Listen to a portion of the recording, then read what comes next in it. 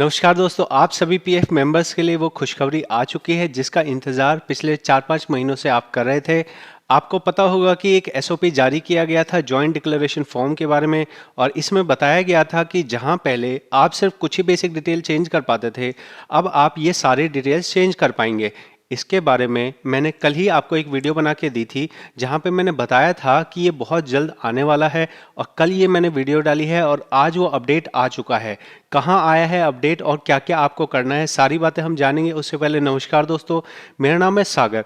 देखिए, ये जो बदलाव आया है ये एक औजार है। इस औजार को कैसे इस्तेमाल करना है वो आपको जानना ज़रूरी है, वो आपको समझना ज़रूरी है। ऐसा बिल्कुल भी नहीं है कि अगर कोई ऑनलाइन ऑप्शन आ गया तो वो आपका 100% काम करेगा ही करेगा। उसे कैसे इस्तेमाल करना है ये आपको पता होना चाहिए। तो अगर आप पीएफ का काम करते हैं या फिर आपका अपना खुद का करेक्शन है तो कृपया करके जल्दबाजी मत कीजिएगा, आप मेरी वीडियो देख लीजिएगा। ये जो वीडियोस हैं ये कई सीक्वेंस में बनेंगी। जो करेक्शन अलग अलग होते हैं उन करेक्शंस के लिए, हर करेक्शन के लिए आपको अलग तरह का डॉक्यूमेंट चाहिए। क्या डॉक्यूमेंट आपको लगाना पड़ेगा, किन चीज़ों का ध्यान रखना पड़ेगा, अलग अलग मैं वीडियोस बनाऊंगा। तो जॉइंट डिक्लेरेशन एक बहुत मेजर प्रॉब्लम है जिसके लिए मैं यहाँ पे सेपरेट एक प्लेलिस्ट बनाऊंगा। 2024 की जो ये लेटेस्ट अपडेट है उसके बेस पे अगर फादर नेम गलत है तो आपको कैसे कैसे क्या क्या डॉक्यूमेंट लगाना चाहिए, ज्वाइनिंग डेट गलत है तो क्या क्या डॉक्यूमेंट लगाना चाहिए, एक एक पॉइंट को मैं यहाँ कवर करने वाला हूँ। तो कृपया करके इस चैनल को सब्सक्राइब कर लीजिए ताकि आप गलत रिक्वेस्ट ना लगाएं। यहाँ इस ऑप्शन के आने का ये बिल्कुल मतलब नहीं है कि अब आपका जो भी गलत है वो ठीक हो जाएगा। सही तरीके से रिक्वेस्ट लगाएंगे, सही तरीके से डॉक्यूमेंट अपलोड करेंगे, तभी जाके आपकी कोई करेक्शन होने वाली है। अगर आप ध्यान से नहीं समझेंगे तो आपकी कोई करेक्शन नहीं होने वाली है, चाहे आप एक बार रिक्वेस्ट लगा लो या 10 बार रिक्वेस्ट लगा लो। तो अभी फिलहाल ये वाली जो वीडियो है ये एक सिर्फ डेमो दिखाने के लिए है कि कहाँ पे वो ऑप्शन आया है और किन चीज़ों को आपको मॉडिफाई करने के लिए कहा जा रहा है। तो इसके लिए हम जाते हैं मेंबर होम पे। अगर मैं ज़ीरो से दिखाता हूँ आपको तो आप यहाँ लॉगिन कर लेंगे। एक बड़ी घटना ये है कि लॉगिन करना ज़रूरी है। अगर आपका लॉगिन नहीं है तो आप कुछ भी मॉडिफाई नहीं कर सकते हैं। तो बहुत सारे लोग ऐसे हैं जिनका आधार कार्ड में करेक्शन हो गया है और वो चाहते हैं करेक्शन ऑनलाइन कर पाना। उनके लिए अभी कोई भी राहत नहीं है, वो बिना लॉगिन किए कोई भी करेक्शन नहीं कर सकते हैं। तो यहाँ पे करेक्शन मेनली उन लोगों के लिए है जिनका आधार कार्ड ऑलरेडी कनेक्टेड है। अगर आधार कार्ड ऑलरेडी कनेक्टेड नहीं है तो वो फिर नहीं कर सकते हैं। मैं अगर आपको फ्रेश एक वेबसाइट दिखाता हूँ तो देखिए ये फ्रेश वेबसाइट है।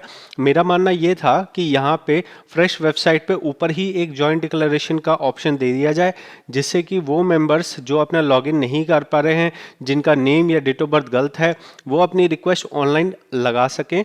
लेकिन ऐसा नहीं हुआ है, जिस चीज़ का डर था वही हुआ है। फिलहाल ऑप्शंस उन्हीं के लिए है जो लोग अपना लॉगिन कर पा रहे हैं। तो ये लॉगिन का ऑप्शन आपको, ये जॉइंट डिक्लेरेशन का ऑप्शन आपको कहाँ मिल रहा है, ये आपको मैनेज में मिल रहा है। आप देखेंगे तो बेसिक डिटेल वाला ऑप्शन पहले का लगा हुआ है और अभी एक नया ऑप्शन ऐड कर दिया गया है जिसका नाम स्पेशली जॉइंट डिक्लेरेशन फॉर्म रखा गया है। तो पहले यहाँ पे बेसिक डिटेल पे हम टच करते थे तो हमारे पास गिनती के 2-3 ऑप्शंस आते थे मॉडिफाई करने के लिए। ये स्ट्रक्चर एम्प्लॉय की वेबसाइट पे भी दिया हुआ है और एम्प्लॉयर की वेबसाइट पे भी दिया हुआ है। आज के बाद 22 फरवरी के बाद आपको कभी भी मॉडिफाई बेसिक डिटेल का इस्तेमाल नहीं करना है। अब आपको only and only joint declaration का ऑप्शन का इस्तेमाल करना है। जॉइंट डिक्लेरेशन पे हम टच करते हैं तो यहाँ पे हमें सबसे कहता है कि आप मेंबर आईडी सिलेक्ट कीजिए। ये चीज़ बहुत ही अच्छी हुई है कि यहाँ पे आपको सेपरेटली बताया जा रहा है कि आप किसी मेंबर आईडी को सिलेक्ट करके उसमें करेक्शन कर सकते हैं। पहले ऐसा नहीं होता था। पहले ऐसा होता था, मैनेज डिटेल में जाके अगर हम देखेंगे तो पहले ऐसा होता था कि आप यहाँ पे एक कंपनी सिलेक्ट कर लेते थे। अगर उस कंपनी में मॉडिफाई हो गया तो हम फिर अगले आईडी के अंदर मॉडिफाई नहीं कर पाते थे। लेकिन अब यहाँ पे ये ऑप्शन मिल गया है कि जॉइंट डिक्लेरेशन का जब आप ऑप्शन सेलेक्ट कर रहे हैं तो सबसे पहले आपको मेंबर आईडी सेलेक्ट करने के लिए कह रहा है। अगर 4 मेंबर आईडी है तो 4 अलग अलग मेंबर आईडी को आप सेलेक्ट करके उस स्पेसिफिक आईडी के अंदर रिक्वेस्ट लगा सकते हैं। जैसे किसी में आपकी एग्जिट डेट गलत है तो आप उस स्पेसिफिक आईडी में जाएंगे और वहां जाके रिक्वेस्ट लगाएंगे। अब मैं आपको यहाँ पे गेट डिटेल करके दिखाता हूँ। गेट डिटेल करने से यहाँ पे हमारे जो है 3 स्टेप्स के अंदर काम होना है। 3 स्टेप्स कैसे हैं? सबसे पहले स्टेप है कि आप क्या अपडेट करना चाहते हैं ये लगाइए। उसके बाद है कि डॉक्यूमेंट लगाइए और थर्ड है कि आप अपना एक बार रिव्यू कर लीजिए, ये रिव्यू होने के बाद एम्प्लॉयर के पोर्टल पे जाएगा। तो यहाँ ध्यान रखने की बात यह है कि आप जो मर्जी अपडेट की रिक्वेस्ट लगा लीजिए, जब तक आप डॉक्यूमेंट सही नहीं लगाएंगे और जब तक एम्प्लॉयर उसे एक्सेप्ट नहीं करेगा, एम्प्लॉयर तो फिर भी एक्सेप्ट कर लेगा, जब तक वो डॉक्यूमेंट पीएफ ऑफिस के हिसाब से बिल्कुल एक्यूरेट नहीं होंगे तब तक आपका कोई भी मॉडिफिकेशन नहीं होगा। एक चीज का कृपया करके बहुत ध्यान रखिएगा कि फादर नेम करेक्शन आपको जनरली नहीं करवानी होती है। फादर नेम करेक्शन के लिए सबसे ज्यादा लोग परेशान हैं। और फादर नेम करेक्शन क्या होता है कि जब भी कोई क्लेम रिजेक्ट किया जाता है, दूसरा नंबर जो सेगमेंट होता है, दूसरा नंबर ऑप्शन जो होता है वो खाली होता है। तो जहां पे वो खाली होता है वहां पे पीएफ ऑफिस वाले by default father name correction का, फादर नेम मिसमैच का रीजन डाल देते हैं। तो आपको अगर ऑप्शन नंबर 2 में फादर नेम मिसमैच दिखा रहा है तो कृपया करके अपना फादर नेम करेक्शन मत कराइए। अगर आपको फादर नेम करेक्शन करवाना है तो पहला स्टेप फॉलो कीजिए कि आप पहले ट्रांसफर कर लीजिए। ट्रांसफर होके जब सारे पैसे एक लास्ट आईडी में आ जाएं उसके बाद ही आप फादर नेम करेक्शन कराइए। जो मैं आपको कह रहा हूं ये अपने प्रैक्टिकल अनुभव से कह रहा हूं, ये आपको और कोई नहीं बताएगा। मैं यहाँ पे पीएफ का काम करता हूं, इसलिए मैं आपको ये चीज समझा रहा हूं कि फादर नेम करेक्शन कृपया करके मत कीजिएगा। आपको फादर नेम करेक्शन तभी करना है जब पुरानी सभी आईडी का ट्रांसफर हो जाए। अगर ऐसा नहीं करेंगे तो पुरानी आईडी में मान लो आपने फादर नेम करेक्शन कर लिया या फिर नई आईडी में फादर नेम करेक्शन कर लिया, उसके बाद जब आप ट्रांसफर करने की कोशिश करोगे तो एक आईडी में जो फादर नेम है वो दूसरी आईडी के फादर नेम से मिसमैच होगा और ऐसे में वो ट्रांसफर नहीं होगा। लेकिन अगर आपने ट्रांसफर कर लिया, ट्रांसफर करने के बाद जो लास्ट आईडी है, लास्ट आईडी में जब आप फादर नेम करेक्शन करेंगे तो आपका आगे आने वाली आईडीज के अंदर भी फादर नेम ठीक होगा। समझ आ गया? ये बहुत जरूरी पॉइंट है, ध्यान रखिएगा। अब मैं आपको नीचे दिखा रहा हूं कि यहाँ क्या क्या ऑप्शंस मिलते हैं। तो यहाँ जैसा कि आपको मैंने एसओपी के अंदर दिखाया था, एसओपी के अंदर जितने यहाँ पे पॉइंट्स हैं सारे के सारे आपको पॉइंट्स मिलते हैं और ये आपको मेंबर आईडी, ये आपको कंपनी के आईडी के हिसाब से सिलेक्ट करने के लिए कहा जा रहा है। तो बहुत ही अच्छा ऑप्शन है, बहुत ही, यहाँ पे पहले ये सारे ऑप्शंस नहीं आते थे। तो अब आप ध्यान से देखेंगे तो यहाँ आपको कौन कौन से ऑप्शन नज़र आ रहे हैं। यहाँ आपको सारे ही ऑप्शन नज़र आ रहे हैं। जैसे यहाँ पे update personal detail, personal detail मतलब है कि जो आपकी पर्सनल डिटेल है वो अपडेट करने के लिए एक कॉलम बना दिया, और साथ में ही अगर आपको सर्विस डिटेल अपडेट करनी है, सर्विस डिटेल अपडेट, तो उसके लिए दूसरा कॉलम बना दिया। सर्विस मतलब कि किसी कंपनी के सर्विस से रिलेटेड कुछ चेंज करना है। जैसे यहाँ पे डेट ऑफ ज्वाइनिंग ईपीएफ, बहुत बार क्या होता था ईपीएफ और ईपीएस दोनों अलग अलग डेट्स होती थी, तो हमें ये हमारे पास ऑप्शन ही नहीं होता था कि हमें अगर ईपीएस की डेट से बदलवानी है तो हम ईपीएस की डेट कैसे बदलवाएं। तो अब इसके अंदर ये ऑप्शन आ गया है कि अगर आपको पीएफ की डेट बदलवानी है तो आप पीएफ की डेट अलग बदलवा सकते हैं, और ईपीएस की डेट आपको बदलवानी है तो ईपीएस की डेट आप अलग बदलवा सकते हैं। रीजन ऑफ लिविंग भी ईपीएफ और ईपीएस दोनों का अलग अलग दिया हुआ है। ये एक बहुत अच्छी चीज़ है, ठीक है, इतना आप समझ गए। मैं आपको वापस से ऊपर ले चलता हूं और मेन कंसर्न जो रहता है पर्सनल डिटेल चेंज करने का वो आपको समझा रहा हूं। यहाँ पे आपका नेम है, डेट ऑफ बर्थ है, जेंडर है, फादर नेम, मदर नेम। पहले ऐसा है कि देखो 99% आपको फादर नेम ही मेंशन करना है, जोश में आके मदर नेम मेंशन मत कर दीजिएगा। जहाँ भी आप चाहे मेल हो चाहे आप फीमेल हो, आपको अपना फादर नेम ही मेंशन करना है। अगर रिलेशनशिप में हस्बैंड है तो फिर आपको रिलेशनशिप को पहले चेंज करना है। कैसे चेंज करना है, यहाँ पेंसिल के निशान पे जाना है। यहाँ पे आपको ये है मेल का ही है, तो यहाँ पे क्योंकि ये मेल का है इसलिए यहाँ रिलेशनशिप में हस्बैंड नहीं आ रहा है, ठीक है। अगर यहाँ फीमेल होगी, जैसे जेंडर ऊपर फीमेल होगी तो यहाँ पे हमारा आ जाएगा। अगर हम इसे फीमेल सेलेक्ट करते हैं और फीमेल सेलेक्ट करते हैं उसके बाद हमारा यहाँ पे जो है हस्बैंड का ऑप्शन आ जाता है। हस्बैंड फीमेल का ही हस्बैंड हो पाएगा ना, तो इसलिए यहाँ पे ये कन्फ्लिक्ट है कि रिलेशनशिप में हमें जनरली जो है फादर या हस्बैंड का ऑप्शन आता है, तो हमें उस तरह से सिलेक्ट करना है। मैरिटल स्टेटस आपने देख लिया, मैरिड है या अनमैरिड है। नेशनैलिटी आपने देख लिया। तो अब मैं आपको एक सैंपल के लिए यहाँ दिखा रहा हूँ कि फादर नेम हम चेंज करके देखते हैं।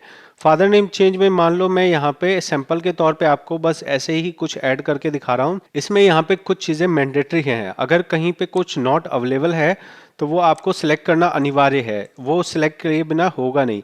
तो इंडियन आपको बाय डिफ़ॉल्ट इंडियन सिलेक्ट कर लेना है, उसके बाद आपको नीचे जाना है।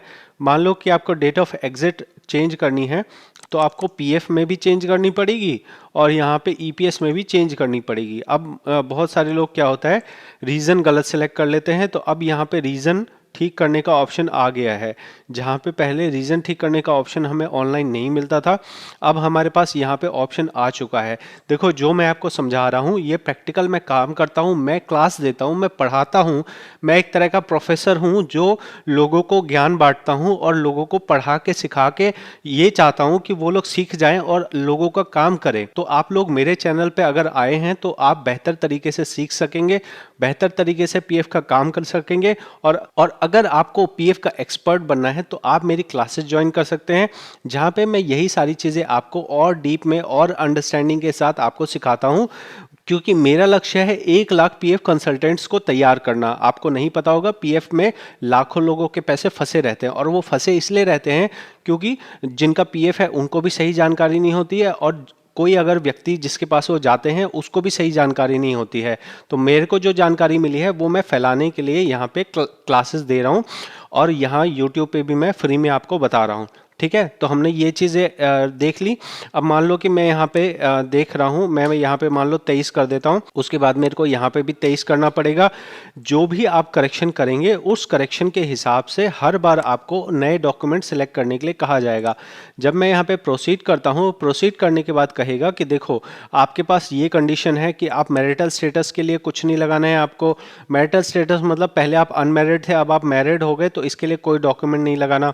नेशनैलिटी चेंज के लिए कोई डॉक्यूमेंट नहीं लगाना। फाइल का नाम आपको ठीक से लिखना है, मतलब ये सारी चीज़ें होनी चाहिए। अब फाइल का नाम कैसे लिखना है, जो भी आप फाइल बनाओगे वो पीडीएफ में ही बनानी है आपको। उसके बाद समझो, उसके बाद जो एसओपी है, एसओपी में कहा गया है कि 2 तरह से करेक्शन हो सकती है, माइनर करेक्शन, मेजर करेक्शन।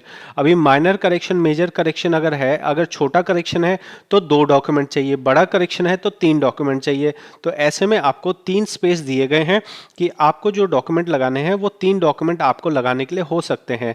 अलग अलग अगर आपकी करेक्शन होगी तो उसमें अलग अलग डॉक्यूमेंट आपको लगाने की ज़रूरत पड़ेगी। जैसे फादर नेम में मैंने कुछ करेक्शन करी है तो यहाँ पे मेरे को ऑप्शन दिया गया, 3 डॉक्यूमेंट का ऑप्शन दिया गया। हर चीज़ के लिए आपको डॉक्यूमेंट अपलोड करना है। अगर आप सही डॉक्यूमेंट अपलोड नहीं करोगे तो आपका कोई भी फ़ायदा नहीं होगा, आपका कोई भी करेक्शन नहीं होगा। तो हर करेक्शन करने के लिए कौन से डॉक्यूमेंट चाहिए, इस बार इन्होंने ये अच्छा किया है कि जो एसओपी के अंदर डॉक्यूमेंट बताए गए थे, देखो ध्यान से देखना, जो मैं आपको कह रहा हूँ थोड़ा लंबा हो सकता है लेकिन जो मैं आपको बता रहा हूँ ये एक प्रॉपर जानकारी है और ये मैं कह रहा हूँ बिल्कुल बेसिक जानकारी है। फिर सेपरेट वीडियो में बनाऊंगा। नहीं, अगर आप नाम ठीक करना चाहते हो तो आपको ये डॉक्यूमेंट्स चाहिए, ठीक है। ऐसे ही अगर आप फादर नेम ठीक करना चाहोगे या डेट ऑफ बर्थ ठीक करना चाहोगे तो ये डॉक्यूमेंट्स है, ठीक। तो इस तरह से आप देख रहे हो कि हर चीज़ के लिए अलग अलग डॉक्यूमेंट है। तो आपको कैसे याद रहेगा कि कौन सा डॉक्यूमेंट आप जो है यहाँ पे आपको लगाना है फादर नेम के लिए। तो इस बार इन्होंने क्या किया है, जैसे आप यहाँ देखो फादर नेम करेक्शन का जब हम सिलेक्ट करते हैं तो हमारे पास ये ऑप्शन नज़र आ रहे हैं, लेकिन अगर हम डेट ऑफ लिविंग का सिलेक्ट करते हैं तो हमारे पास अलग लिस्ट आ रही है। तो ये अलग अलग लिस्ट आने का मतलब है कि इन्होंने इतनी समझदारी दिखाई है कि अब यहाँ पे अलग चीज़ के लिए अलग डॉक्यूमेंट लगेंगे तो वो लिस्ट हम यहीं पे दे देते हैं। तो मान लो कि आप डेट ऑफ लिविंग बदल रहे हो तो इसमें आप क्या लगाओगे, इसमें जनरली रेजिग्नेशन लेटर लगाएंगे, ये डॉक्यूमेंट 1 नंबर डॉक्यूमेंट हो जाएगा। अब मान लो और आपको डॉक्यूमेंट लगाने हैं, रेजिग्नेशन लेटर तो आपने लगा लिया, जब रेजिग्नेशन लेटर लगा लिया तो वो ऑप्शन हट गया। उसके बाद आपको अगला लेटर लगाना है, मान लो वेजेस स्लिप आपने लगा दी, ठीक है। इस तरह से आपको काम करना है।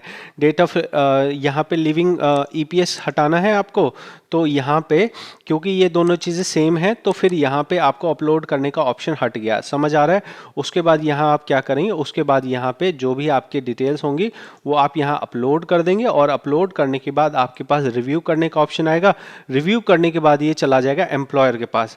एम्प्लॉयर के पास जाने के बाद आप देखिएगा कि कैसे ये ऑप्शन आता है। मैं यहाँ पे रिफ्रेश कर देता हूँ। जो एम्प्लॉयर है, एम्प्लॉयर को अप्रूव करने में कुछ नहीं जाता है, एम्प्लॉयर तो अप्रूव कर देगा, लेकिन मेन प्रॉब्लम कहाँ आएगी, मेन प्रॉब्लम आएगी पीएफ ऑफिस के अंदर, क्योंकि कोई भी करेक्शन पीएफ ऑफिस के बिना में अप्रूव नहीं की जा सकती है। तो एम्प्लॉयर के पास जैसे आपको वहाँ पे आपको दो ऑप्शन नज़र आ रहे थे बेसिक डिटेल चेंज का।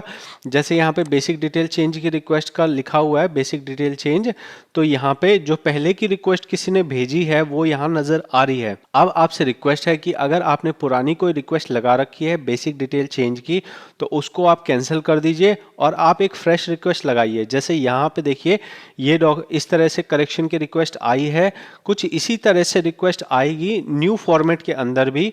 जो आप डॉक्यूमेंट अपलोड कर रहे हैं वो डॉक्यूमेंट का ऑप्शन यहाँ पे जो एम्प्लॉयर है उसको आएगा, वो डॉक्यूमेंट एम्प्लॉयर जो है देख सकता है। जैसे यहाँ पे मैं ओपन करके देख रहा हूँ तो यहाँ पे 10th का सर्टिफिकेट लगाया गया है और यहाँ पे आधार कार्ड की फोटोकॉपी लगाई गई है। इस तरह से करेक्शन कराने के लिए रिक्वेस्ट लगाई गई है, ठीक है।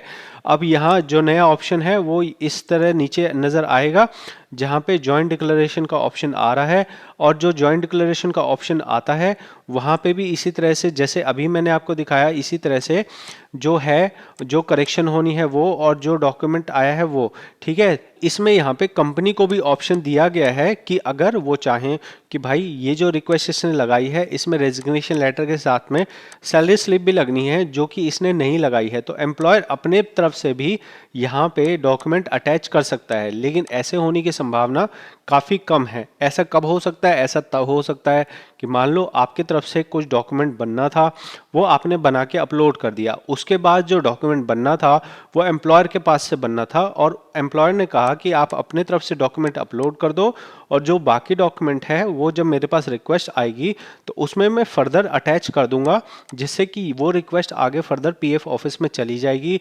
जब पीएफ ऑफिस में रिक्वेस्ट चली जाएगी तो यहाँ पे साफ साफ मेंशन किया गया है कि आपका कितने दिन में काम कर दिया जाएगा। तो पहले कोई भी टाइम लिमिट नहीं होती थी किसी चीज़ की, लेकिन अब टाइम लिमिट कर दी गई है और यहाँ पे अब T+7 कर दिया गया है। तो T+7 का मतलब है कि अगर पीएफ ऑफिस के पास आपकी रिक्वेस्ट पहुंच जाएगी तो पीएफ ऑफिस के पास अगर आपकी माइनर करेक्शन है तो T+7 मतलब 7 दिनों में, और अगर मेजर करेक्शन है तो T+15 15 दिनों के अंदर आपकी करेक्शन हो जाएगी। तो अगर अभी तक आपकी रिक्वेस्ट पेंडिंग में पड़ी है, बहुत लोगों ने जॉइंट डिक्लेरेशन फॉर्म जमा किया है, अब अगर आप अपना ऑनलाइन लॉगिन कर पा रहे हैं तो पुरानी रिक्वेस्ट को भूल जाइए। अब आप फ्रेश तरीके से यहाँ पे डॉक्यूमेंट लगाइए। और वापस से आपको समझाना चाहूँगा कि हर करेक्शन के लिए अलग अलग चीज़ें इंपॉर्टेंट हैं।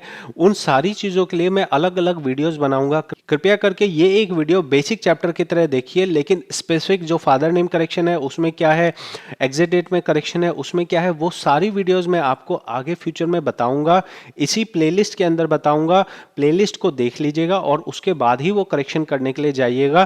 तो अंत में आप सभी को मैं वापस से रिक्वेस्ट करता हूं, आप सभी के सपोर्ट की वजह से 1 लाख सब्सक्राइबर हो चुके हैं, और अगर अभी तक भी आपने सब्सक्राइब नहीं किया है तो सब्सक्राइब कर लीजिए। ये पीएफ का बेस्ट चैनल है।